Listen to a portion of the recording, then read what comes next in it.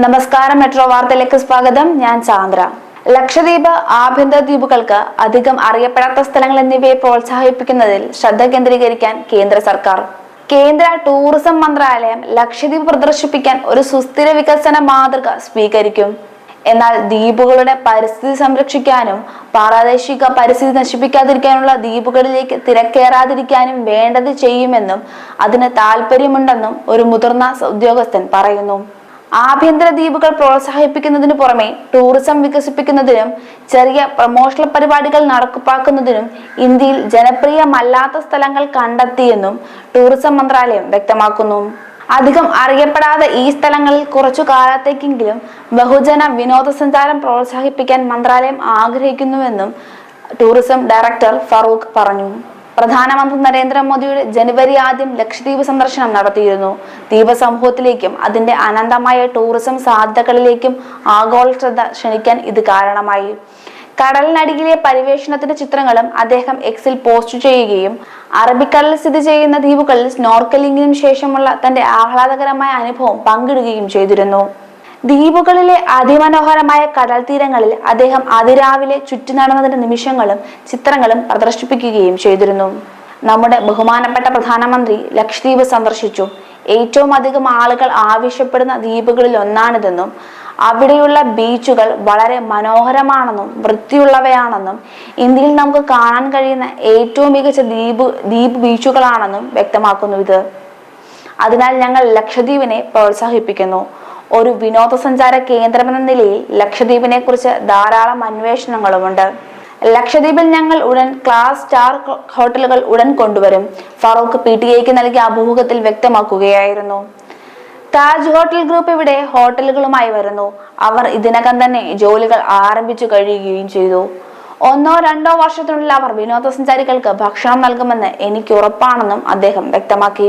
ഉയർന്ന നിലവാരമുള്ള വിനോദസഞ്ചാരികൾ ലക്ഷദ്വീപ് താരതമ്യപ്പെടുത്തുമ്പോൾ മനോഹരമായ ബീച്ച് ഡെസ്റ്റിനേഷൻ കണ്ടെത്തും.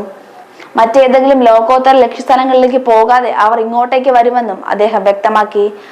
ആകസ്മികമായി മോദിയുടെ ലക്ഷദ്വീപ് സന്ദർശനത്തെ തുടർന്നുള്ള എക്സ്പോസ്റ്റിന് മാലിദ്വീപിലെ മുൻ ഉപമന്ത്രിമാർ മോദിക്കെതിരെ അപകീർത്തിപരമായ കമന്റുകൾ ഉപയോഗിച്ചു.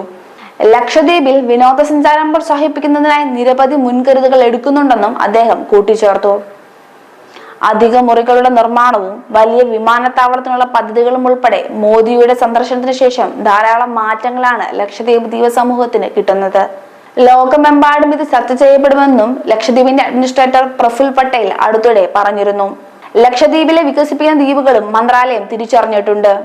എന്നാൽ അത് വളരെ പാരിസ്ഥിതിക സെൻസിറ്റീവ് ഡെസ്റ്റിനേഷൻ ആയതിനാൽ സുസ്ഥിര ടൂറിസം വികസന മാതൃക സ്വീകരിക്കുന്നതിനാണ് ശ്രദ്ധ കേന്ദ്രീകരിക്കുന്നതെന്നും അദ്ദേഹം വ്യക്തമാക്കി. ലക്ഷദ്വീപ് വളരെ പരിസ്ഥിതി സെൻസിറ്റീവ് ഡെസ്റ്റിനേഷൻ ആണ്. അതേ പരിസ്ഥിതി ദുർബലമാണ്. ഞങ്ങൾ ടൂറിസം ചെയ്യുമ്പോൾ അത് സുസ്ഥിരമായി ഇരിക്കണമെന്നും ഞങ്ങൾ ഉറപ്പാക്കുമെന്നും ഫറൂഖ് കൂട്ടിച്ചേർത്തു. അതിനാൽ തന്നെ ലക്ഷദ്വീപിന്റെ സവിശേഷതകളും ദുർബലമായ ഇക്കോ സെൻസിറ്റിവിറ്റിയും കണക്കിലെടുത്ത് കൃത്യമായ പഠനത്തോടു ശേഷം മാത്രമായിരിക്കും ലക്ഷദ്വീപ് വികസനം ഉറപ്പാക്കുന്നത്. ഒരു സുസ്ഥിര വികസന മാതൃകയാണ് ഞങ്ങൾ നോക്കുന്നതെന്നും ഫറൂഖ് കൂട്ടിച്ചേർത്തു.